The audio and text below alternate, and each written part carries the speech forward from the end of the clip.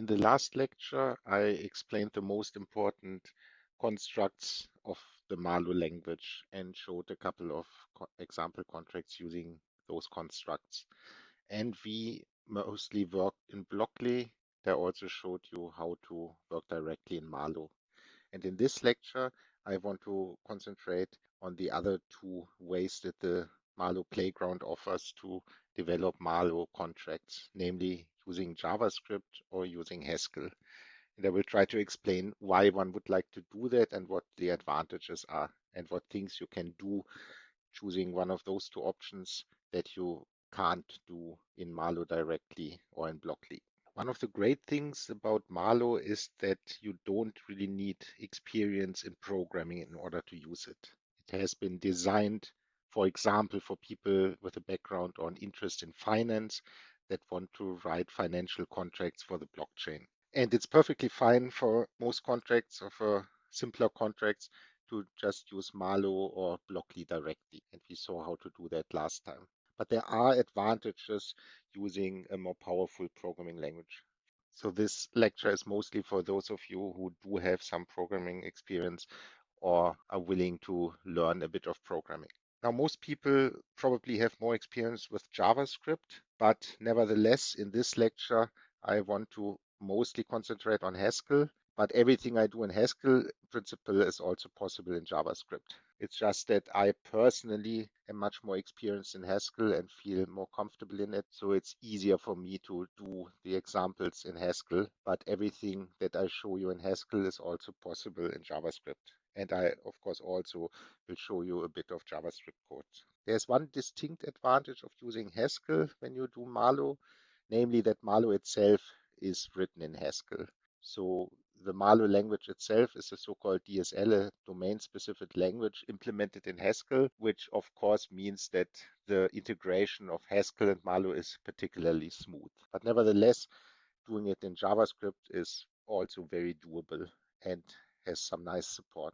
I also should mention that it's not limited to these two languages, to JavaScript and Haskell. In principle, all you need to do is generate some JSON object, some JSON data that represents the Marlowe contract. And you can use whatever programming language you like that is able to emit some JSON, which in principle is every programming language. So you could just as well use Python or C# or Java. JavaScript and Haskell happen to have special support in the playground, but in principle, there's nothing to stop you from using any other programming language of your choice.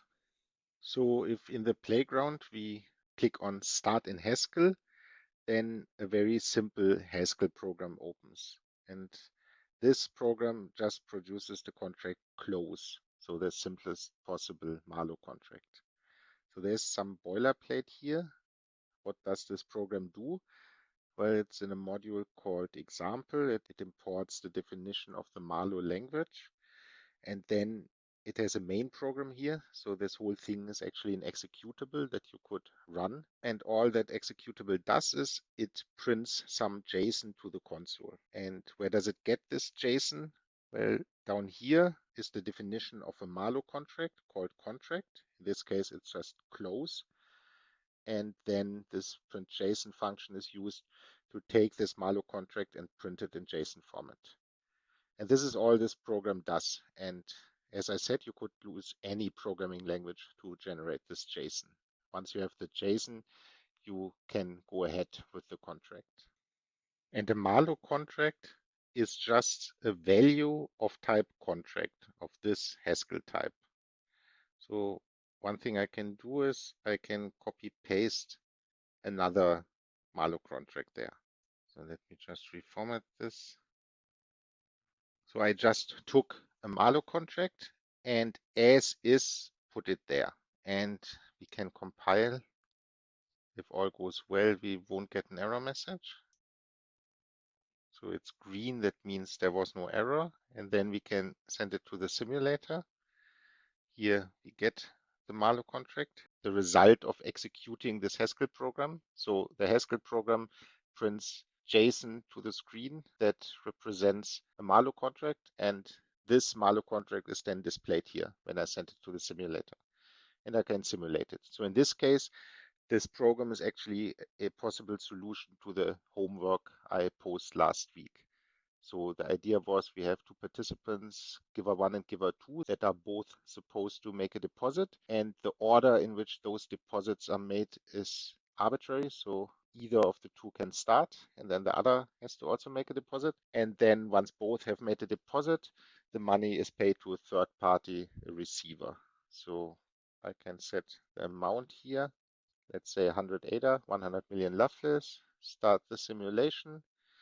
And now there are two possible actions. Giver one can make a deposit or giver two can make a deposit. If, for example, giver two makes it, then giver one can also make it, and then payments are made to the receiver wallet. So by just taking this Marlowe and pasting it here, I now have it in this Haskell program.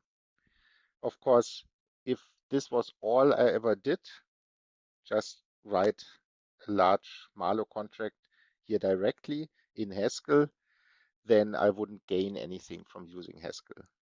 So why would I want to do this? Well, the point is that this is just a value of the type contract, the Haskell type contract. And I can now use Haskell, arbitrary features of Haskell, to manipulate that value and to make it easier to write this value. Before we look into that, I just want to point out that here we also have this generated code tab. Right now there is nothing, so I need to compile again to get something there. And once it's compiled, here the generated code is shown.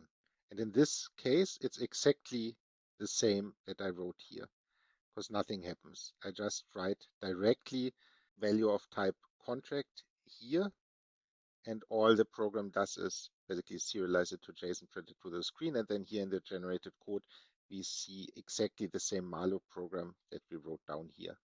So this is obviously not very interesting. So what can we do to make it more interesting and to actually use the fact that now we are in Haskell? So one of the things that Marlowe doesn't offer is avoidance of code duplication. So there's nothing like a subcontract or subprogram or subroutine in Marlowe, where if several branches of your contract share code, you can only write it once and then use it several times. Whereas, of course, in normal programming languages like Haskell or JavaScript or others, this is an important feature. And if we look at the contract, the way it works is it has these two cases that giver one makes the first deposit. So this is this here until here, or that giver two makes the first deposit. And in both cases, once both deposits have been made, we make this payment where both giver one and giver two pay to the wallet of the receiver. So this block here, this pay block, for example, is exactly the same in both cases. So it doesn't matter whether giver one made the first deposit and then giver two, or giver two made the first deposit and then giver one. In both cases, afterwards, we do this payment. So this would be a typical situation where in normal programming, we would try to avoid this duplication of code and instead only write it once and then reference it at the two spots where we actually want to use that. So we can do the same here in Haskell. So in Haskell, the way you do a local definition, or one of the ways you do it, is with where. So we can say where and then give it a name. So we can, for example, say pay, call it pay. It's of type contract. And I just copy paste this part here that's duplicate. Just reformat it a bit. Actually, let me switch key bindings to Vim because I use Vim, so I'm more familiar with how to do that.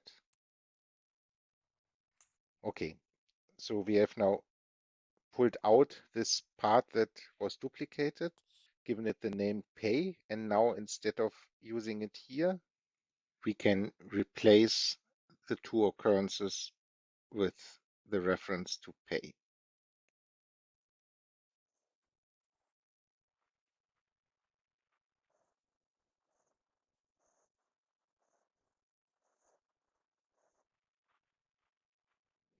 It still compiles.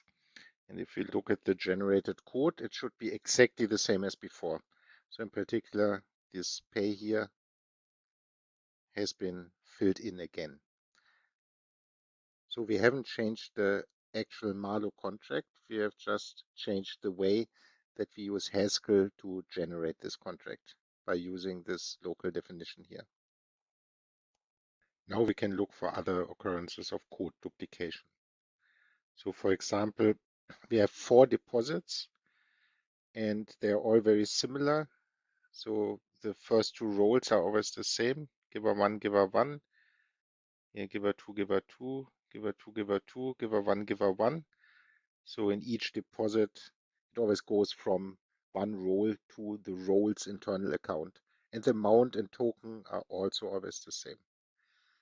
So we have 2 cases, the one with giver 1 and the one with giver 2.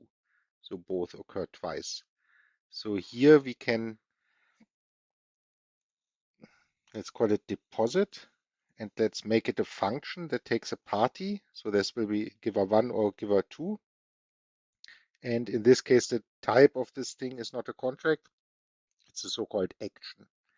So the return type of this function will be an action.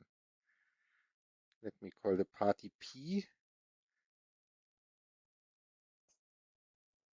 Paste this here. So we replace those 2 occurrences here of parties with our P. And incidentally, this is just Ada, and there's an abbreviation for Ada, so we can just use Ada. Actually, now it's no longer necessary to write it like this, so we can write it more compactly in one line. It's just the same. And now using this function, we can replace all our deposits. So this is just deposit giver 1, pay, and so on.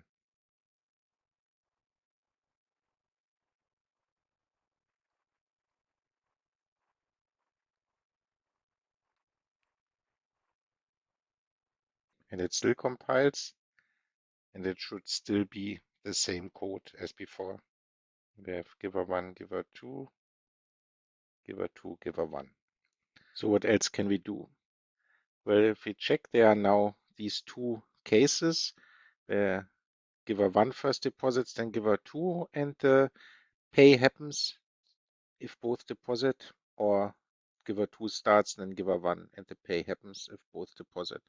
So these 2 cases are almost identical. The only difference is the order here between giver 1 and giver 2. So we can pull that out as well. Let's call it deposits. So it takes 2 parties. It results in a case. Let's call the parties P1 and P2. Okay. And now I can use that here.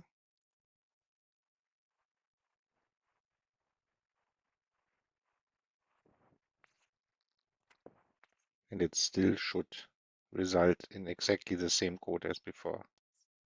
So one last thing we might do, it won't shorten it this much, but we have these strings here that we repeat, giver 2, giver 1, deadline, deposit, and so on.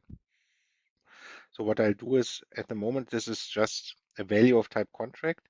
I just put these parameters, the role names, giver 1, giver 2, and receiver, as well as this time parameter and the deposit amount into parameters for the contract.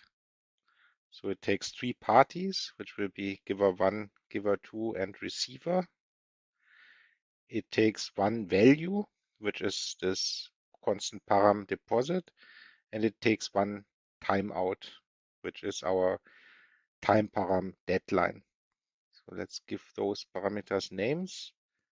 Giver 1, giver 2, receiver. Let's call it amount and deadline. I can replace that everywhere here.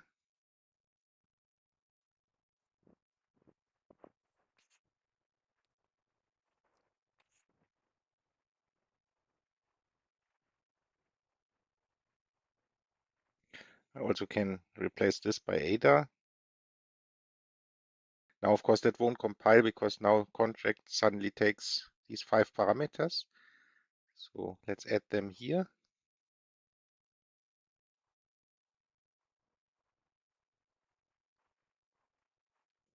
And I missed a spot down here and here. Oh, I made a mistake there by replacing parameters. Let's fix that.